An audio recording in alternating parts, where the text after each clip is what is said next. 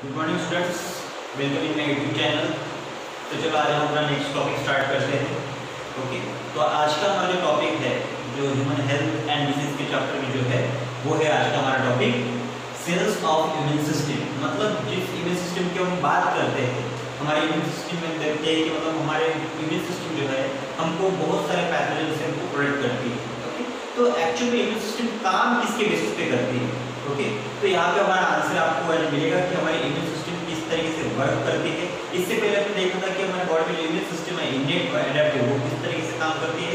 लेकिन आज हम ये जानेंगे कि एक्चुअली जो इम्यून सिस्टम के अंदर जो इन्वॉल्व होने वाले जो एक्चुअल में जो मतलब फंक्शन परफॉर्म करने वाले जो सेल्स है वो किस तरीके से परफॉर्म करते हैं और वो कौन से सेल हैं जो highly specific antibody perform antibody produce करते हैं। ठीक है, तो हमारा आज का पॉइंट है सेल्स ऑफ इम्यून सिस्टम, मतलब इम्यून सिस्टम में इन्वॉल्व होने वाले सेल्स के बारे में आज पढ़ेंगे। ठीक है, तो सबसे पहले हम यहाँ पे पढ़ेंगे लिम्फोसाइट्स। क्या है? लिम्फोसाइट्स। लिम्फोसाइट, लिम्फो का मतलब होता है लिम्फ, जो हमारे बॉडी में लिम्फेटिक सिस्टम है, लिम्फेटिक फ्लूइड होता है, उसको बोलते हैं लिम्फ। एंड साइट्स मतलब वो जो सेल्स है वो लिम्फेटिक सिस्टम के थ्रू ट्रांसफर होते हैं हमारे बॉडी में, मतलब कंटिन्यूसली वो सर्कुलेट होते रहते हैं। ओके, तो यहाँ पे अभी दो टाइप के लिम्फोसाइट्स है। सबसे पहले है टी सेल। ठीक है, क्या है? T cell and B cell. तो जहां तक टी सेल और बी सेल की बात है, आप इसको टी सेल भी कह सकते हो या फिर आप उसको कह सकते हो टी लिम्फोसाइट भी आप कह सकते हो।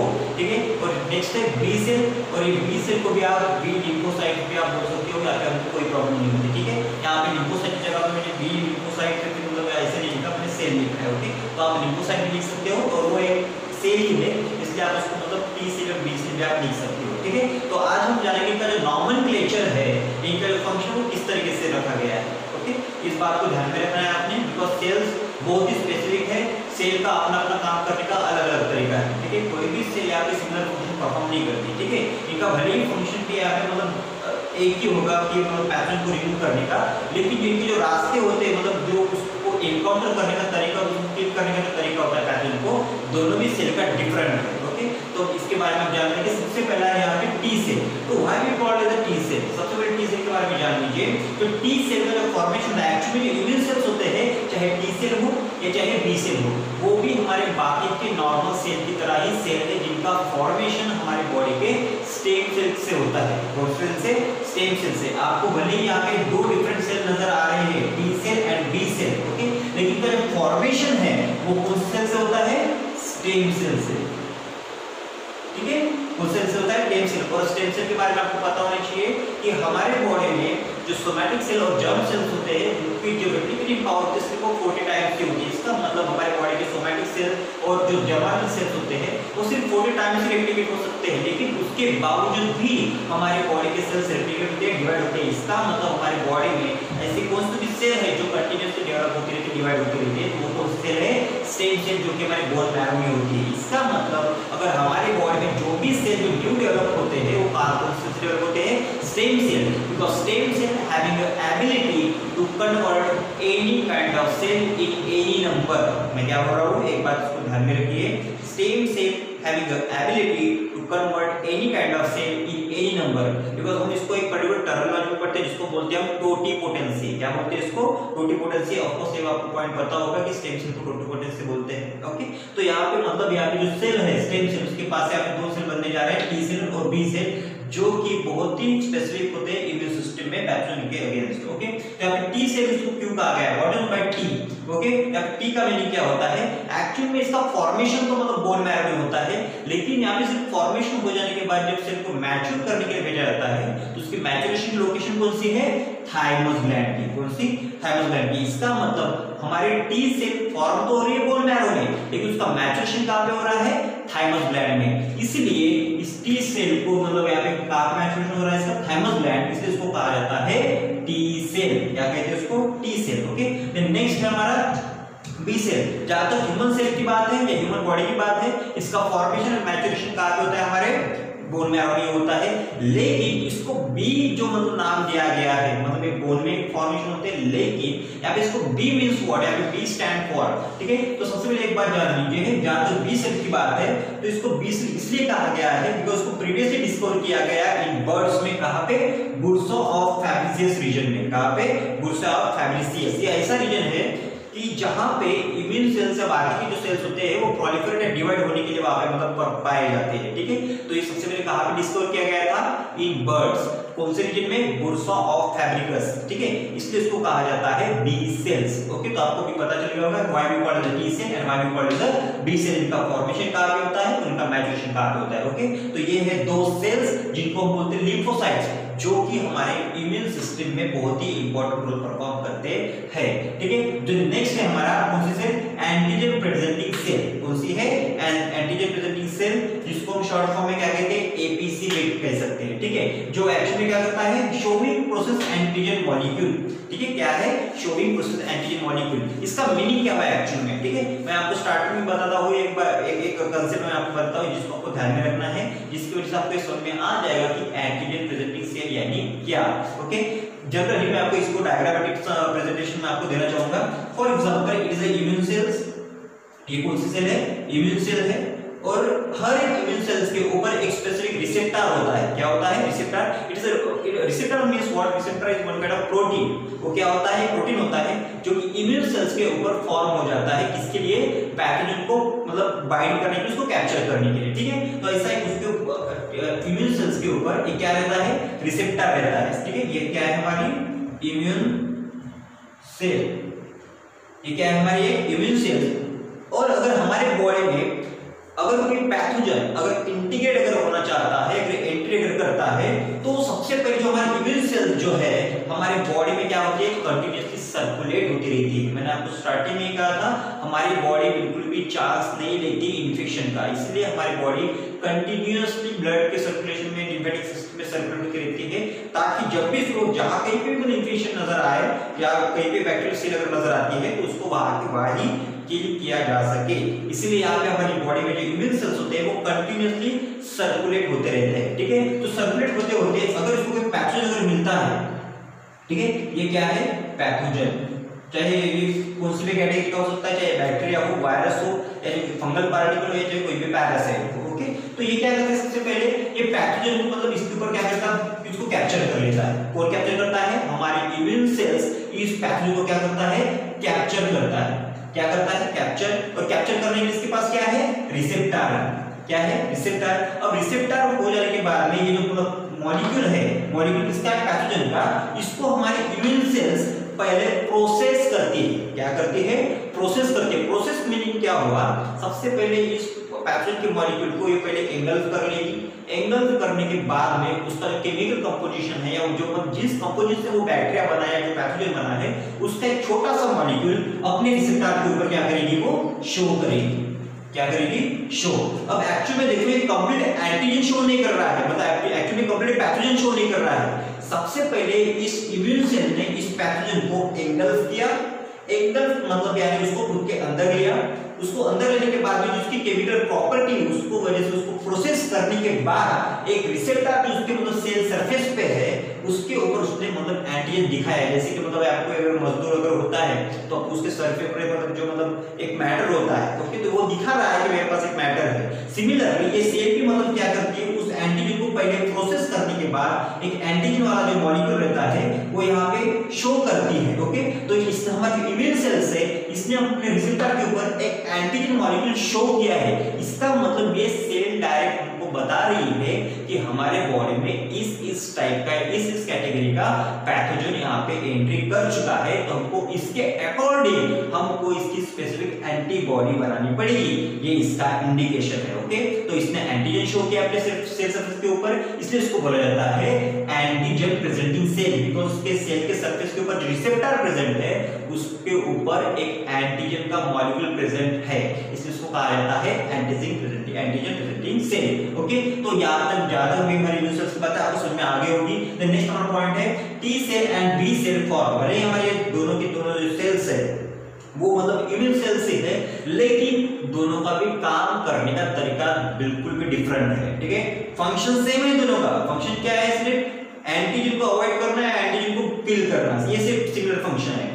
बट यहाँ पे एक मतलब डिफरेंट जो वे है उनके मतलब काम करने का तरीका थोड़ा अलग अलग होता है। ठीक है, तो यहाँ पे T cell and B cell form वो दो टाइप के इम्यून सिस्टम फॉर्म करते हैं। सबसे पहले है antibody mediated immune system. Antibody mediated मतलब यहाँ पे किसका रोल हो रहा है? यहाँ पे एंटीबॉडी का रोल परफॉर्म हो रहा है, ठीक है। जो मतलब फंक्शन जो परफॉर्म कर रहा है यहाँ पे परफॉर्म कर रहा है एंटीबॉडी, ओके, जिसको इसको कहा जाता है एंटीबॉडी मीडिएटेड इम्यून सिस्टम। मतलब ये इम्यून सिस्टम जो है वो एंटीबॉडी बेस है, ठीक है। The next is the cell mediated immune system. Cell mediated मतलब क्या होता है, यहाँ पे एंटीबॉडी से पहले यहाँ पे सबसे जो सेल होंगे वो सेल फेस टू फेस यहाँ पे इंटरेक्ट करेंगे उस एंटीजन से, ठीक है। तो यहाँ पे दो टाइप के इम्यून सिस्टम है जिसको कौन फॉर्म करता है, T cell and B cell, ठीक है। पहली है antibody mediated immune cells and second है सेल मीडिएटेड इम्यून सिस्टम, ठीक है। तो यहाँ पे दोनों भी टाइप के इम्यून सिस्टम है, मतलब इम्यून सिस्टम फॉर्म होते हैं टी और बी सेल।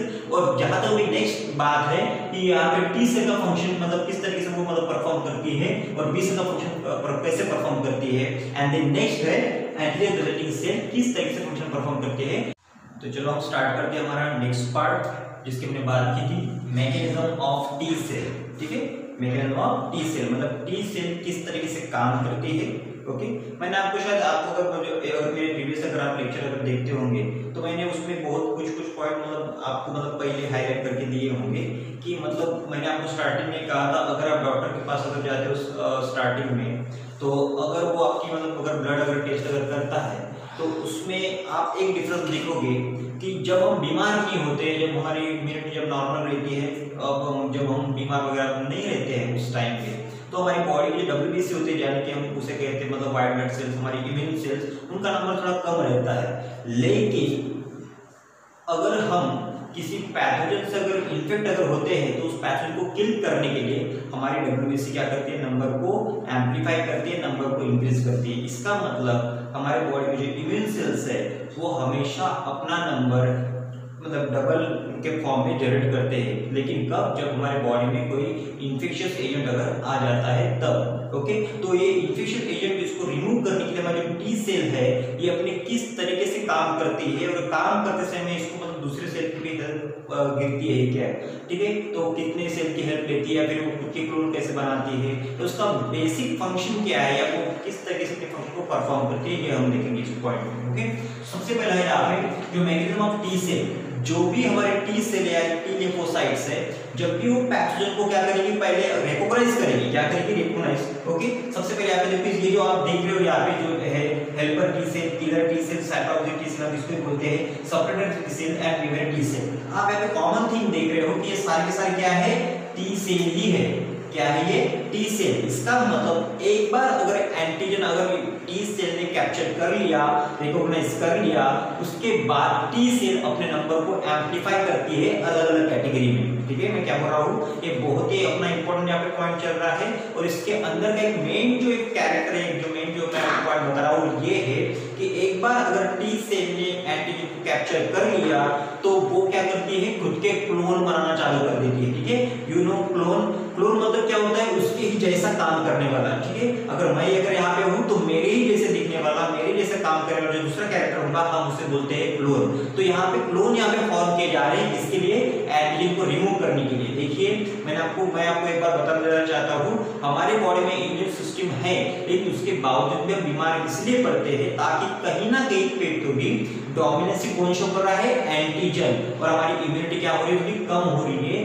क्यों कम हो रही है, बिकॉज जो क्लोन जो जनरेट होने चाहिए प्रॉपर अमाउंट में वो जनरेट नहीं होते, सेल वहां पे जनरेट नहीं होते, जिसकी वजह से यहाँ पे जो एंटीजन जो डोमिनेंस शो कर रहा है उसकी वजह से हम बीमार पड़ते हैं, ठीक है। तो यहाँ पे क्लोन को जनरेट कर रहा है हमारा टी सेल, ठीक है। अब यहाँ पे नाम वाइज जो इसका मतलब जो इसके नाम जो यहाँ पे रखे गए हेल्पर टी सेल, इसके नाम में क्या है, हेल्पर, वो हेल्प करेगा, ठीक है। सबसे पहले स्टार्टिंग देखिए यहाँ पे क्या लिखा गया है, प्रोड्यूस लिम्फोकाइन्स, ठीक है। सबसे पहले ये जो टी सेल है, क्या है ये, टी सेल, ये है टी सेल। और टी सेल के ऊपर हमेशा एंटीजन को कैप्चर करने के लिए स्पेसिफिक प्रोटीन होता है जिसको हम बोलते हैं रिसेप्टर। क्या बोलते हैं, रिसेप्टर। और रिसेप्टर हमेशा टी सेल के अपर सरफेस के ऊपर ही रहता है, ठीक है। तो इस बात को समझने के लिए डायग्राम पर फोकस करके जनरल ये जो कैरेक्टर है आपको इस डायग्राम में समझ में आ जाएंगे, ठीक है।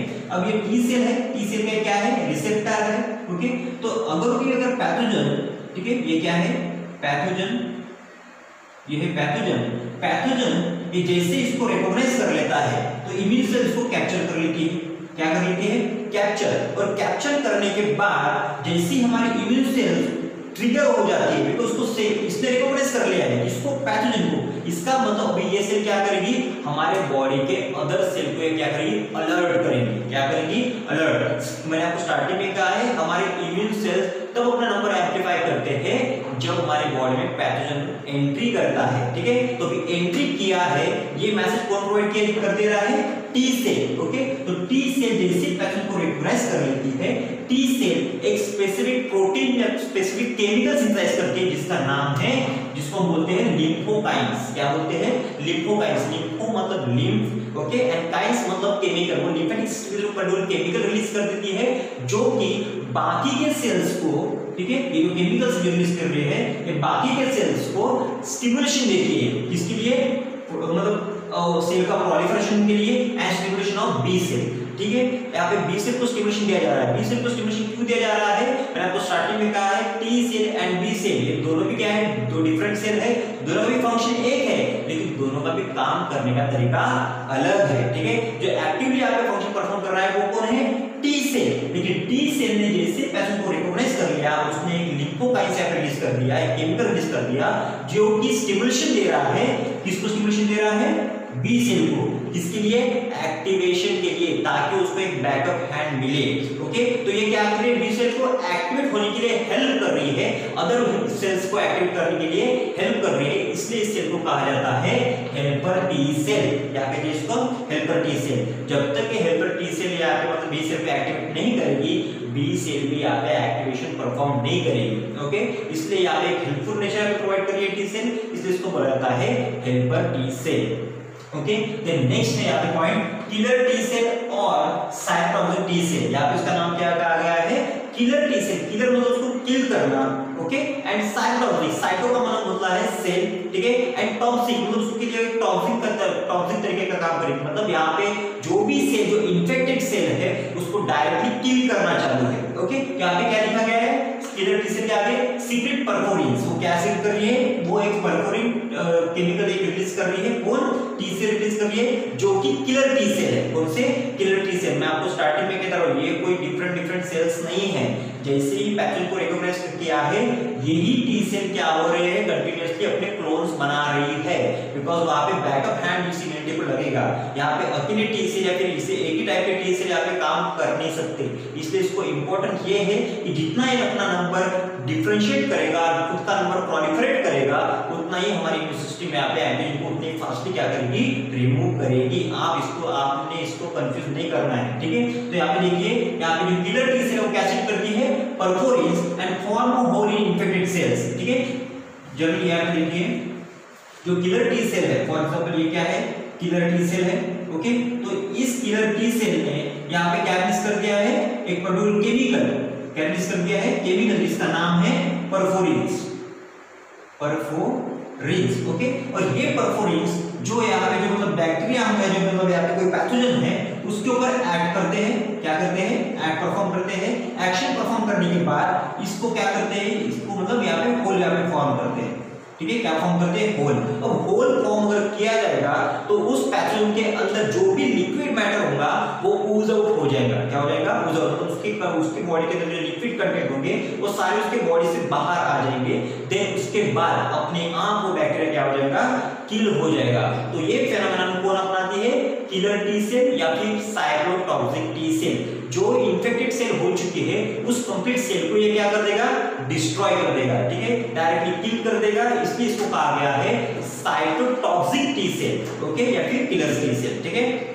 देन नेक्स्ट है सप्रेसर टी सेल, ठीक है। सप्रेसर टी सेल का यहाँ पे काम बहुत ही इंपॉर्टेंट है। देखिए जनरली अभी टी सेल यहाँ पे कौन सी, सप्रेसर। अब ये सप्रेसर टी सेल मतलब यानी क्या होता है, देखिए कभी कभी म्यूटेशन अगर हो जाता है, ठीक है, आपको म्यूटेशन की डेफिनेशन भी आपको पता होनी चाहिए। म्यूटेशन मतलब क्या होता है, अगर सडनली अगर हेयर टेबल अगर चेंज होता है आपकी जेनेटिक लेवल के ऊपर, मतलब जो सीक्वेंस हमारा डीएनए का नॉर्मली होता है अगर उसमें कुछ माइनर चेंजेस अगर हो जाते हैं तो हमारे बॉडी में कुछ प्रॉब्लम हो सकते हैं, ठीक है। म्यूटेशन दो टाइप का होता है, positive and negative. Positive mutation अगर होता है तो हमारे लिए अच्छी बात है, लेकिन नेगेटिव म्यूटेशन अगर होता है तो हमारे लिए बहुत बुरी बात होती है, ठीक है। तो यहाँ पे कभी कभी ये भी देखा गया है कि हमारी बॉडी की इम्यून सेल्स हमारी बॉडी के ऊपर एक्शन परफॉर्म करते हैं। मैंने आपको पिछले लेक्चर में आपको एक एग्जांपल बताया था, मैंने आपको ल्यूकेमिया का बताया था। ल्यूकेमिया में क्या होता है, ल्यूकेमिया एक्चुअली में ब्लड कैंसर होता है, जिसमें हमारी बॉडी की डब्ल्यूबीसी हमारी बॉडी के अगेंस्ट काम करते हैं, ठीक है। तो डब्ल्यूबीसी क्या है, हमारी बॉडी की इम्यून सेल्स, सोल्जर सेल, लेकिन में एक्शन किसके अगेंस्ट कर रहे हैं, हमारे अगेंस्ट काम कर रहे हैं। तो इसे हम कहते हैं सेल्फ टॉलरेंस। क्या कहते हैं इसे, सेल्फ टॉलरेंस। तो अगर यहाँ पे हमारी बॉडी की इम्यून सेल्स अगर हमारी बॉडी को किल करेंगे, हमारी सेल को मतलब इसको डिस्ट्रॉय करेंगे, तो ऑफ कोर्स हमारी तबीयत और खराब हो जाएगी और हमारी डेथ भी हो सकती है, और या फिर हमको किसी न किसी डिसऑर्डर से सफर भी होना पड़ सकता है। इसलिए हमारी बॉडी की जो सप्रेसर टी सेल है वो हमारी बॉडी की जो इंटायर इम्यून सिस्टम को, जो इंटायर इम्यून सिस्टम होती है उसको सप्रेस कर देती है। किसके अगेंस्ट, हमारी बॉडी के अगेंस्ट। मतलब यहाँ पे थोड़ा डिस्क्रिमिनेशन होता है। जो हमारी बॉडी के सेल्स होते हैं, हमारी बॉडी की इम्यून सेल्स या हमारी बॉडी की टी सेल्स कभी भी हमारे टी सेल हमारी बॉडी के अदर सेल के ऊपर एक्शन परफॉर्म नहीं करेंगे। वो सिर्फ अदर जो पैथोजन हमारी मॉलिक्यूल होंगे उसके ऊपर एक्शन परफॉर्म करेंगी, ना कि हमारी बॉडी के ऊपर। ओके, इसलिए सप्रेसर टी सेल का बेसिक फंक्शन ये है कि जो भी सेल एक्टिवेट हो गए हैं और जिसको एंटीजन को किल करना है वो सिर्फ स्पेसिफिक एंटीजन को ही किल करेंगे, हमारे बॉडी को वो हार्म नहीं करेंगे। इसलिए वो क्या कर रहे हैं, उन टी सेल को पहले बता रहे हैं कि ये हमारे बॉडी के सेल है, ये हमारे बॉडी के सेल नहीं है। तो आपको हमारे बॉडी के सेल के ऊपर एक्शन परफॉर्म नहीं करना है, आपको बैक्टीरियल सेल के ऊपर एक्शन परफॉर्म करना है। ये यहाँ पे इंडिकेशन दिया जा रहा है, ठीक है। Last is the memory T cell. मैंने आपको स्टार्टिंग में कहा है मेमोरी, हमने जहाँ पे कैरेक्टरिस्टिक देखे थे, मतलब जब डिफरेंस देखा था एडेप्टिव और इनेटिव इम्यून सिस्टम के बारे में, तो एडेप्टिव में हमने देखा था कि इसके एडेप्टिव इम्यून सिस्टम के पास क्या होती है, मेमोरी होती है। इसका मतलब जो पैथोजन को इन्होंने प्रीवियसली मतलब डिस्ट्रॉय किया था